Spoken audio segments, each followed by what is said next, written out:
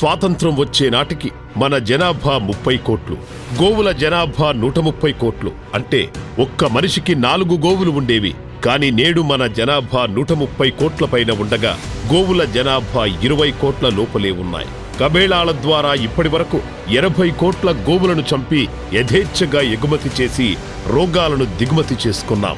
మనకు ఊపిరి పోసేది గోవే అని చెబితే ఆక్సిజన్ ఇవ్వడానికి చెట్లున్నాయి కదా అని ఆవులను చంపేస్తారు. ఆక్సిజన్ కి సిలిండర్లు వచ్చాయని ఇప్పుడు చెట్లను నరికేశారు. చివరకు ఆక్సిజన్ చేత్తో పట్టుకొని బిక్కుబిక్కుమంటూ చోద్యం చూస్తున్నాం. ఎన్నో సూచనలు వచ్చినా, ఎన్నో ప్రళయాలు వచ్చినా తెలుసుకోలేకపోతున్నారు. ఎందుకిలా జరుగుతున్నాయని ఆలోచన కూడా చేయట్లేదు.